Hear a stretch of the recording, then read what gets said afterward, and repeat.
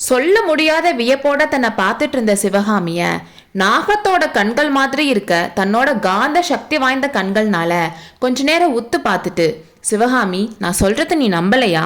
என் மனசை உனக்கு காட்ட முடியும்னா இந்த இதயத்தை பிளந்து இதுக்குள்ள இரவும் பகலும் ஜுவாலை விட்டு எரிஞ்சிட்டு இருக்க தீ கண்ணல உனக்கு நான் காட்ட முடியும்னாலும் சொல்லிக்கிட்டே பிக்ஷு அவரோட நெஞ்சில படார் படார்னு 2 தடவை குத்திக்கிட்டாரு. உடனே அவரோட இடுப்புல வச்சிருந்த ஒரு சின்ன கத்தியை எடுத்து அவரோட நெஞ்சில குத்திக்க போனாரு. சிவகாமி சட்டுன்னு அவரோட கையை பிடிச்சு தடுத்தா. அப்படி அவரோட கையை பிடிச்சிருந்த கொஞ்ச நேரத்திலேயே சிவகாமிக்கு 2 அதிசயமான அனுபவங்கள் நடந்துச்சு. நாகநந்தியோட கையும் அவரோட உடல் முழுக்கவும் நடுங்கிட்டு இருந்துச்சு. 9 வருஷத்துக்கு முன்னால புத்த பிக்ஷுவை சிவகாமி அவ அப்பா மாதிரி நினைச்சிட்டு இருந்த சமயத்துல தற்செயலா அவரை தொடுற மாதிரி சில சந்தர்ப்பங்கள் வாய்ச்சிருக்கு.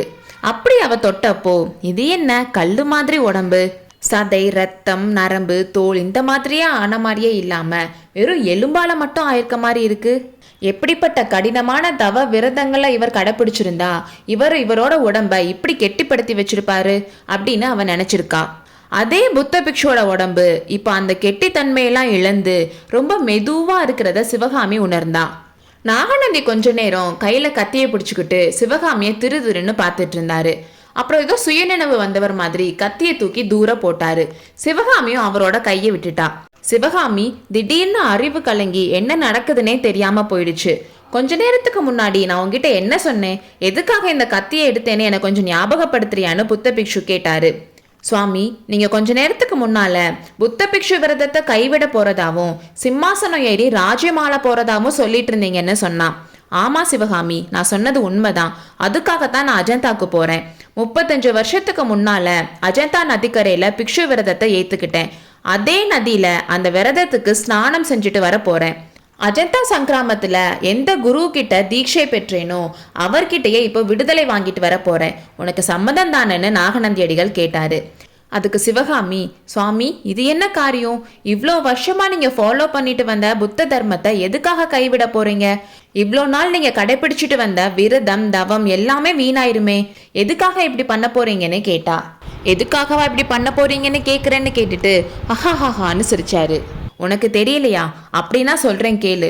35 வருஷமா நான் கடைபிடிச்சிட்டு வந்த புத்த பிக்ஷு விரதத்தை நான் உனக்காகத்தான் கைவிட போறேன் சிவகாமி. நான் அஜந்தால ஒரு சம்பிரதாயத்துக்காக உலகம் அறிய குரு கிட்ட அனுமதி பெற்று விரதத்தை விட போறேன். ஆனா என்னோட விரத பங்கம் பல வருஷங்களுக்கு முன்னாலேயே நடந்துடுச்சு. எப்பவும் அப்பாவோட வீட்டுல அற்புத சிலைகளுக்கு நடுவுல உயிருள்ள சிலையா உன்னை பார்த்தேனோ அன்னைக்கே என் விரதத்துக்கு பங்கம் வந்துருச்சு. ஆனா அதுக்காக நான் வருத்தப்படல. உன் கூட வாழ்றதுக்காக 10,000 வருஷம் நான் நரகத்துல இருக்கணும்னாலும் அதுக்கும் நான் ரெடியா இருக்கேன். உன்னோட அன்பு எனக்கு கிடைக்கும்னா எனக்கு மோட்சமே இல்லைன்னு சொன்னாலும் அதுக்கும் நான் ரெடியா இருக்கேன். நாகநந்தி அடிகள் இப்படி சொன்னதும் சிவகாமியோட உடம்பெல்லாம் நடுங்க ஆரம்பிச்சிருச்சு. அவ இத்தனை நாளும் மனசுக்குள்ளேயே புதைச்சு வச்சிருந்த ஒரு சந்தேகம் இன்னைக்கு உண்மையாயிடுச்சு.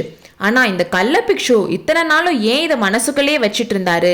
இத்தனை நாளும் நம்மளை தொந்தரவு செய்யாம எந்த விதத்திலையும் வற்புறுத்தாம சுதந்திரமா ஏன் விட்டாரு அப்படின்னு அவ யோசிச்ச கேள்விக்கு அடுத்த செகண்டே பதில் கிடைச்சிருச்சு. சிவகாமி, என்னோட ஆத்மாவை நான் காப்பாத்திக்கிறதுக்காகவும் உன்னோட வாழ்க்கைய நீ பாதுகாத்துக்கிறதுக்கும் 9 வருஷத்துக்கு முன்னாடி ஒரு சந்தர்ப்பம் வந்துச்சு. மாமல்ல நீங்க வந்து உன்னை கூப்பிட்டப்போ நீ அவன் கூட போயிருந்தா, இல்ல அவன் கூட உன்னை சேர்த்து வைக்கவாது எனக்கு ஒரு வாய்ப்பு கொடுத்திருந்தா நான் என்னோட விரதத்தை ஒருவேளை காப்பாத்திருப்பேன். ஆனா நீ என்னோட உண்மையான நோக்கத்தை தெரிஞ்சுக்காம தேவையில்லாம என்னை சந்தேகப்பட்டு என் முதுகுல கத்திய வீசின. அப்போ என்ன அந்த விஷக்கத்தி கொல்லல. ஆனா இப்போ அந்த விஷக்கத்தி என்னை தாக்குனா 10 நிமிஷம் கூட என் உயிர் என் உடம்புல இருக்காது சிவகாமி. கொஞ்ச நேரத்துக்கு முன்னாடி நீ என் கையை பிடிச்சப்போ உன் மனசுல ஒரு சந்தேகம் வந்துச்சு. எப்படி என் உடம்பு இவ்வளோ மிருதுவாச்சுன்னு ஆச்சரியப்பட்ட. இந்த மாற்றத்துக்கு காரணம் நீதான் சிவகாமி. ரொம்ப கடுமையான விரதங்களை கடைபிடிச்சு நானே என் உடம்ப அவ்வளோ கெட்டிப்படுத்தி வச்சிருந்தேன். ரொம்ப வருஷம் விஷ மூலிகைகள் சாப்பிட்டு என் உடம்புல இருக்க ரத்தத்தை எல்லாம் விஷமா மாத்தி வச்சிருந்தேன். அப்போல்லாம் என்ன எவ்வளோ பெரிய விஷப்பாம்பு கடிச்சாலும் அடுத்த செகண்டே அந்த பாம்பு தான் செத்து போகுமே தவிர எனக்கு எதுவும் ஆகாது. அப்படிப்பட்ட இரும்பு மாதிரி இருந்த என் உடம்ப மாற்று மூலிகைகள் சாப்பிட்டும் பல வைத்தியங்கள் பண்ணியும் இப்படி மிருதுவா மாத்திருக்கேன். என் ரத்தத்துல கலந்திருந்த விஷத்தையும் முறிச்சிட்டேன். 9 வருஷம் இந்த முயற்சியில தான் நான் இருந்தேன். நடுநடுல உன்னை பார்க்க வராம இருந்ததுக்கு காரணம் இதுதான். சிவகாமி, 30 வயசு இளைஞன் மாதிரி இல்வாழ்க்கை நடத்துறதுக்கு இப்போ நான் தயாரா இருக்கேன். இனிமேலும் நீ என்ன வேணான்னு சொல்ல முடியாது. அப்படி வேணான்னு சொல்றனால நீ எனக்கு கொடுக்குற துன்பத்துக்கு நீ 100 ஜென்மங்கள் பிராயச்சித்தம் பண்ண வேண்டி இருக்கும். அப்ப கூட அந்த பாவம் தீராதுன்னு சொன்னாரு. பிக்ஷு பேசுறத கேட்க கேட்க சிவகாமியோட தலையே வெடிச்சுன்னு போல இருந்துச்சு. இதெல்லாம் கனவுன்னு அவ ஒரு செகண்ட் யோசிச்சா. அப்புறம் அடுத்த செகண்டே இல்ல, இது கனவு இல்ல, உண்மையிலே நடக்கிறது தான். ஆபத்து நெருங்கி வந்தது தெரிஞ்சதும் அவ மனசு கொஞ்சம் தெளிவாச்சு. இந்த பைத்தியக்காரன் கிட்ட இருந்து தப்பிக்க வேற வழி இல்லை. கெஞ்சி கூத்தாடியாவது கொஞ்ச நாளைக்கு யோசிக்க டைம் வேணும்னு கேட்கணும். கடவுளோட அருள் இருந்தா இந்த வெறி பிடிச்ச பிக்ஷு அஜந்தால இருந்து திரும்பி வரதுக்குள்ள மாமல்லர் வந்து நம்மளை விடுதலை செஞ்சு கூட்டிட்டு போயிடுவாரு. அப்படி இல்லாட்டியும் நமக்கு இருக்கவே இருக்கு முற்றத்து கிணறுன்னு நினைச்சுக்கிட்டா. அவர்கிட்ட கெஞ்சுறதுக்காக அவ வாயை திறந்தா. பிக்ஷு அதை தடுத்து, வேணாம் சிவகாமி, இன்னைக்கு நீ எதுவுமே சொல்ல வேணாம். நான் அஜந்தா போயிட்டு வந்ததுக்கு அப்புறம் தான் இதை பத்தி உன்கிட்ட சொல்லலான்னு இருந்தேன். ஆனா வாதாபிக்கு வெளியில இன்னைக்கு நாங்க தங்குற இடத்துக்கு போனதும் உன்கிட்ட சொல்லிட்டு போறதுதான் நல்லதுன்னு தோணுச்சு. அப்பதான் உனக்கும் யோசிக்க நேரம் இருக்கும்னு முடிவு பண்ணி திரும்பி வந்தேன். உன்னை நான் வற்புறுத்த போறது இல்லை. உனக்கு பிடிக்காத காரியத்தை ஒரு நாளும் நான் செய்ய மாட்டேன். ஆனா நான் சொல்ல நினைச்சதை மட்டும் சொல்லிடுறேன். நீ பொறுமையா கேட்டு நான் அஜந்தால இருந்து திரும்பி வந்ததுக்கு அப்புறம் நீ உன்னோட முடிவை சொல்லுன்னு சொன்னாரு. இந்த வார்த்தைகள் சிவகாமிக்கு கொஞ்சம் ஆறுதலா இருந்துச்சு. அவளோட பயமும் கொஞ்சம் குறைஞ்சிச்சு. நாகநந்தி மறுபடியும் ஆரம்பத்துல இருந்து கதைய ஆரம்பிச்சாரு. எப்போ உன்னை உன் வீட்டுல பார்த்தேனோ அப்பவே என் மனசுல இருந்து என் சகோதரனையும் சலுக்க சாம்ராஜ்யத்தையும் தள்ளி வச்சுட்டேன். அவங்க இருந்த இடம் முழுக்க நீ வந்துட்ட. அப்போ இருந்தே என்னோட திட்டங்கள் எல்லாம் தப்பாவே போயிட்டு இருந்துச்சு. அதனாலதான் வாதாபி சக்கரவர்த்தியோட தென்னாட்டு படையெடுப்பும் தோல்வியில முடிஞ்சிச்சு. அந்த காலத்துல நான் அனுபவிச்ச மன கஷ்டத்தை மட்டும் நீ தெரிஞ்சுக்கிட்டா உன்னோட இலகன மனசு கூட கரைஞ்சிரும். ஒரு பக்கம் உன் மேல எனக்கு இருந்த காதலாகிய கண்ணல் என் நெஞ்ச தகச்சிட்டு இருந்துச்சு. அதே சமயத்துல உன் கூட நெருங்கி பழகிறவங்க, உன் அன்புக்கு உரியவங்க மேல எனக்கு வந்த பொறாம என் உடலை எரிச்சிட்டு இருந்துச்சு. சில நேரத்துல உன்னை சேர்ந்தவங்க எல்லாரையும் கொன்றுலாம்னு எனக்கு ஆத்திரம் வரும். ஆனா அது தெரிஞ்சா அப்புறம் உனக்கு என் மேல எப்பவுமே பாசம் வராதுன்னு பயந்து விட்டுருவேன். மாமல்லரையும் மகேந்திர பல்லவரையும் கொல்றதுக்கு எனக்கு எவ்வளவோ சந்தர்ப்பங்கள் கிடைச்சிச்சு. ஆனா ஒவ்வொரு சமயமும் உனக்கு தெரிஞ்சா அப்படின்னு நான் யோசிச்சனால அவங்க தப்பிச்சாங்க. பரஞ்சோதி காஞ்சிக்கு வந்தப்போ உன்னை மதையான கிட்ட இருந்து காப்பாத்தினாலதான் அன்னைக்கு ராத்திரி அவனை சிறையில இருந்து தப்பிக்க வச்சு உன் வீட்டுக்கு கூட்டிட்டு வந்தேன். ஆனா அவனுக்கு நீ நன்றி சொன்னதை என்னால சகிச்சுக்க முடியல. உன் அப்பா மேல உனக்கு இருந்த பாசத்தை பார்த்து அவர் மேல கூட பொறாமப்பட்டேன். ஆனாலும் உன்னை பெத்தவர்ன்றதுக்காக அவரை வாளால வெட்ட போனப்போ தடுத்து காப்பாத்தினேன். அன்னைக்கு இருந்து உன் அப்பாவை காப்பாத்தின இந்த கைய வாழ்த்திட்டு இருக்கேன்னு சொன்னாரு. இதை கேட்டதும் சிவகாமியோட மனசு உண்மையிலேயே இலகித்தான் போச்சு.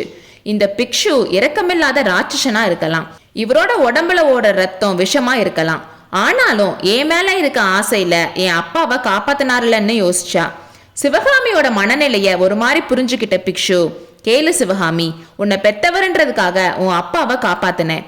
உன்னை எதிரியா பாக்குறவங்கள நான் எப்படி பழி வாங்கினேன்னு நீ தெரிஞ்சுக்க ஒரு சம்பவத்தை சொல்றேன். இந்த அரண்மனையில நீ எந்தவித பயமும் இல்லாம தனியா வாழ்ந்துட்டு வரனா அதுக்கு நீ என்னோட பாதுகாப்புல இருக்கன்னு எல்லாருக்கும் தெரியும். இது தெரிஞ்சு அரண்மனையில இருக்க ஒரு பொண்ணுக்கு பொறாம வந்துச்சு. அவ வேற யாரும் இல்ல, பட்டத்து ராணியோட சகோதரி தான். அவ வலையில என்னை விழ வைக்கிறதுக்கு எவ்வளவோ முயற்சி பண்ணா. அது நடக்காம போனதும் ஒரு நாள் அவ அந்த காஞ்சி கலைவாணியோட அழகு எனக்கு இல்லையோன்னு கேட்டா. அடுத்த நாள் அவ என்கிட்ட வந்தப்போ அவளோட கைய பிடிச்சு என் விரல் நகத்தால ஒரு கீறல் கீறினேன். அன்னைக்கு ராத்திரி அவ தூங்கி அடுத்த நாள் காலையில கண்ணாடியில அவ பார்த்தப்போ அவ மூளை கலங்கி பைத்தியம் ஆயிட்டா. அவ்வளோ பயங்கரமா அவ முகம் மாறி இருந்துச்சு. யாருக்கும் தெரியாம அவ இங்க இருந்து கிளம்பி ரொம்ப நாள் காட்டுலயும் மலையிலையும் சுத்திட்டு இருந்தா. இப்போ அவ காபாலிகர்கள் கூட சேர்ந்து பலிப்பீடத்துல பலி கொடுத்து வாழ்ந்துட்டு வரான்னு சொன்னாரு. சிவகாமிக்கு மறுபடியும் பயம் தொத்திக்கிச்சு. இந்த வெறி பிடிச்ச பிக்ஷு சீக்கிரம் போய் தொலைய மாட்டாரான்னு மனசுக்குள்ள நினைச்சா. சிவகாமி அவளை ரொம்ப நாள் கழிச்சு தற்செயலா பார்த்தேன். அப்ப அவ என்ன சொன்னா தெரியுமா? அடிகளே, ஒரு நாள் இல்ல ஒரு நாள் உன் காதலி சிவகாமிய நீங்க என்கிட்ட கொடுத்துதான் ஆகணும். அவளோட உடலை புசித்தால்தான் என்னோட பசி தீரும்னு சொன்னா. பைத்தியக்காரி, அவ கேட்ட உடனே நான் கொடுத்துருவேன்னு நினைச்சிட்டா. அவளை விட 100 மடங்கு பசி எனக்கு தான் இருக்குன்னு அவளுக்கு தெரியல.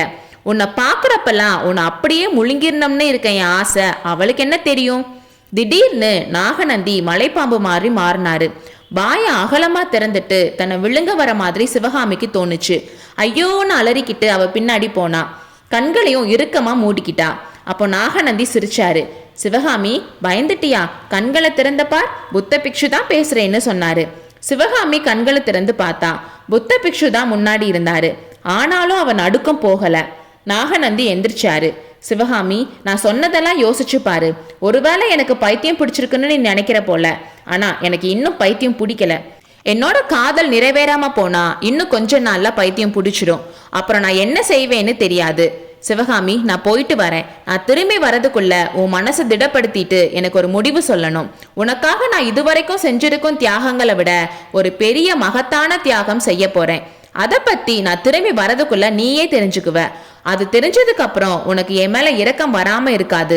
என்னோட கோரிக்கைக்கும் இணங்காம இருக்கவும் முடியாதுன்னு சொல்லிட்டு கொஞ்ச நேரம் ஆர்வம் ததும்புற கண்கள்னால சிவகாமியை உத்து பார்த்துட்டு சட்டுன்னு திரும்பி வாசல் பக்கம் போனாரு. பிக்ஷு போனதுக்கு அப்புறம் சிவகாமியின் உடம்பு நெடுநேரம் வரையில் நடுங்கிக் கொண்டே இருந்தது.